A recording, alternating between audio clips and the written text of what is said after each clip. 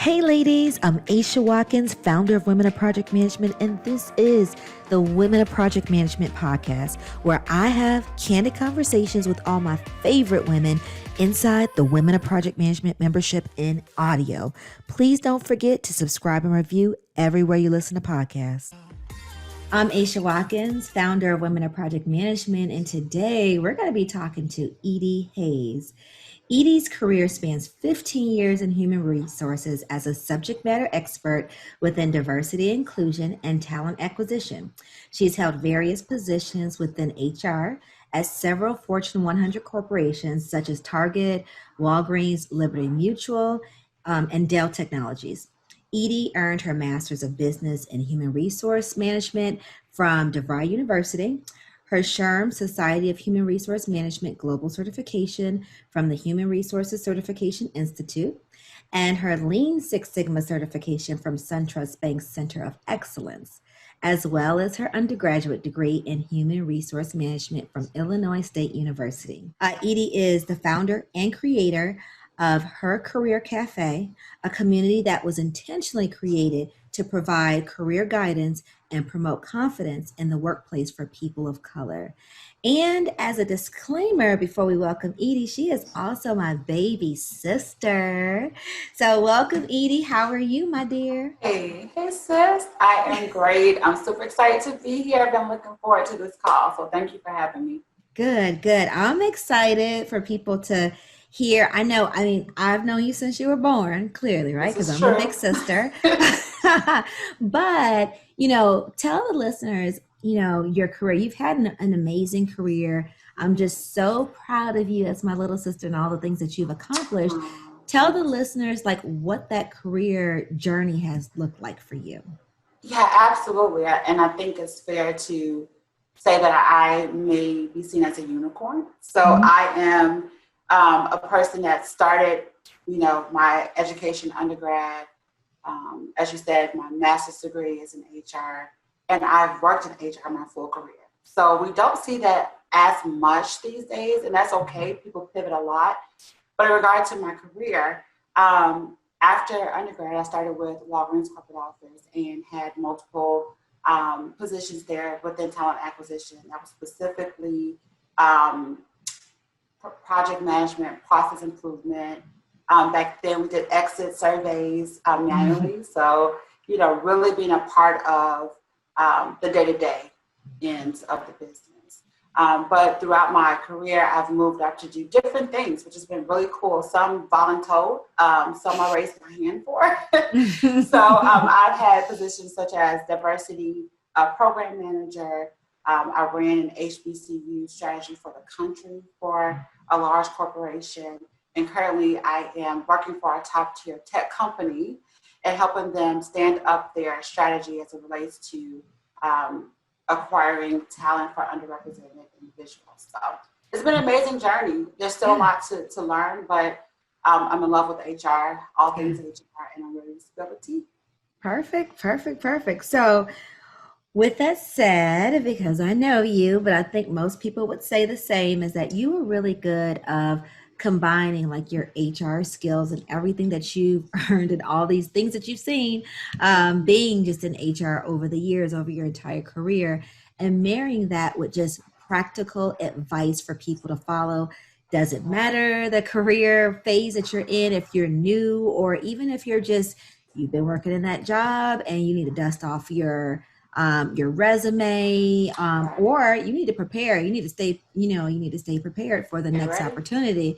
Yeah. So what, with that, you want to talk to us today about the interview process that can be very intimidating. Yes. And I know you like to coin it as, in our discussion today, is how not to F up an interview. So what are our tips? Because we could all use that of, things change, right? So how do you not F up an interview? Yeah. So, I want to preface with, I think a lot of people think it's simple, even though it's scary. They say, I just have to throw together a resume, clearly if they called me, they like me, I'm going to go in there, I'm going to get the job, right? But then you have all these nerves and you're not quite sure, are you meeting their expectations, or even, are you taking the time to really get to know and interview that company to ensure it's a good fit for you? Right. So let's start with some just one-on-one tips, okay? The first is prepare.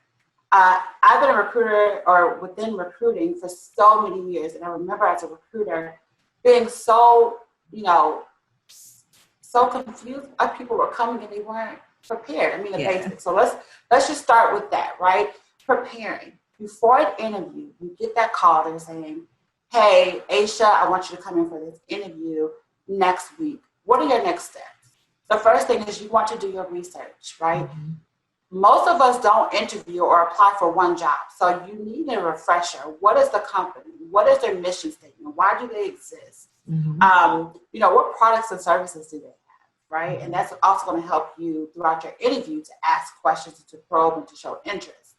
The second piece is Google.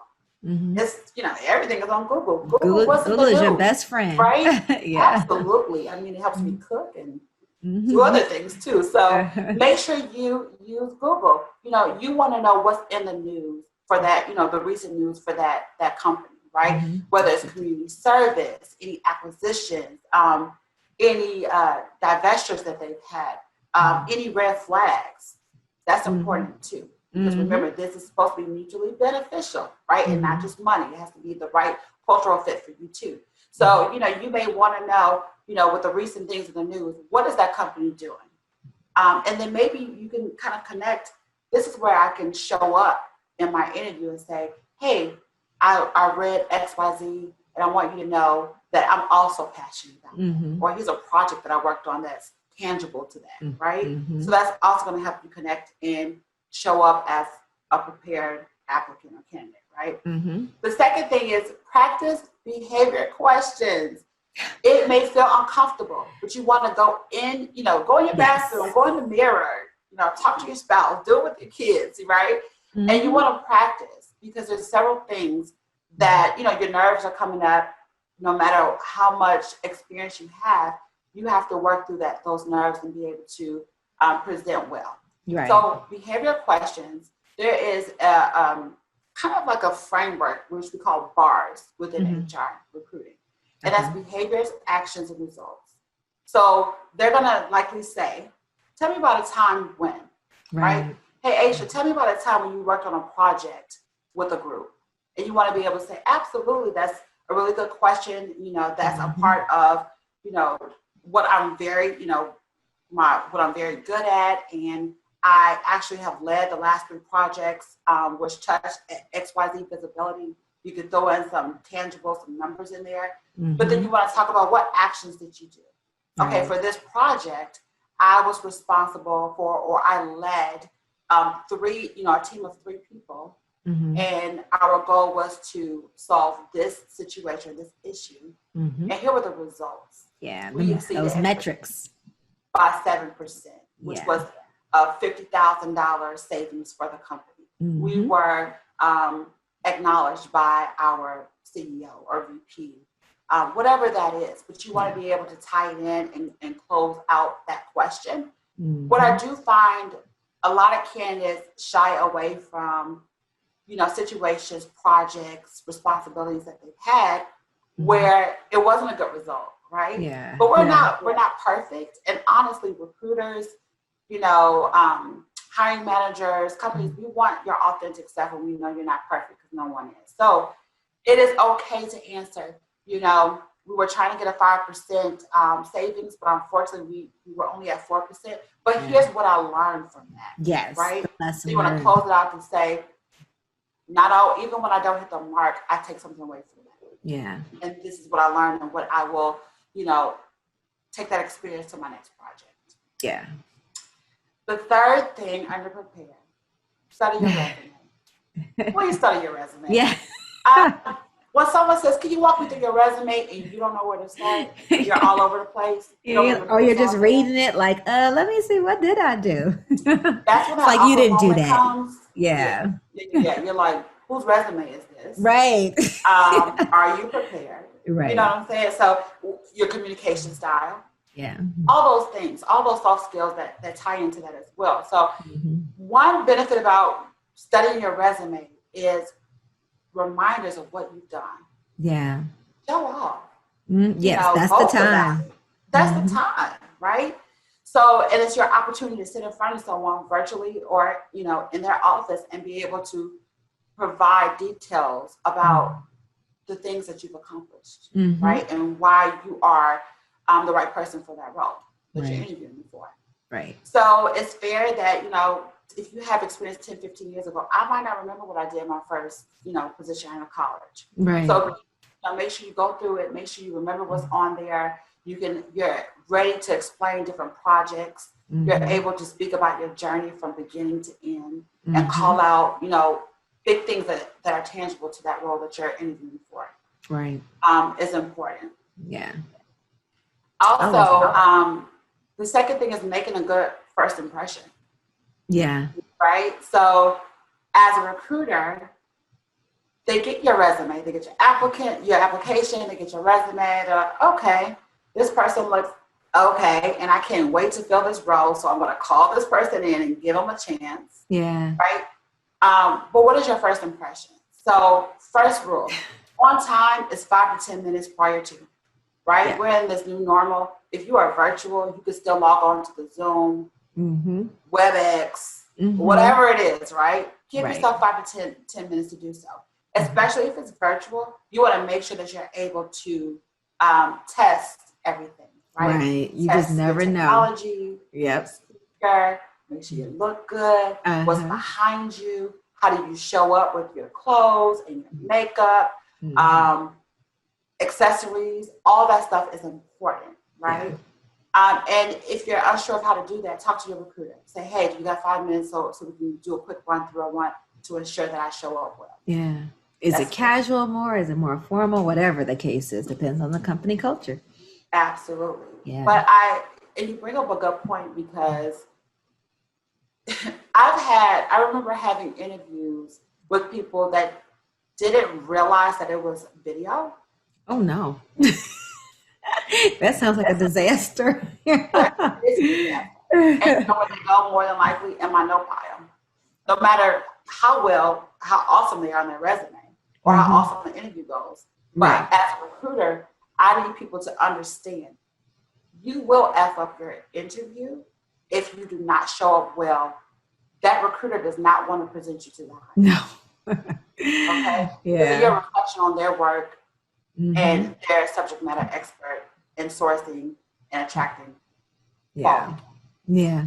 So if you don't show up well, I'm not giving you to my hiring manager. Right. Okay? That's not going to be a reflection of me. And if I'm desperate, I'm in a pinch, I need to get them some final candidates. I may spend 20 minutes with you with, hey, you need to do X, Y, Z different for this next interview. But we all know that time is money. Yeah. And everyone's busy. And you don't want to set yourself up where someone has to do extra work for you. Right. And that's the beginning of that relationship. Yeah. Yeah. So even when you're, maybe you're in a very lax, you're interviewing for a very lax company, I always say, still come prepared. Yeah. Like let's say, for example, this Target, you're going to be a Target manager, or let's just say a HR manager for Target. How do you show up? Do you wear red and khaki? Please don't. You're like, I'm ready for the job. Yeah, we're gonna talk about you when you leave. But still, to your point, you can still be casual. Maybe you wear a nice blouse and a blazer.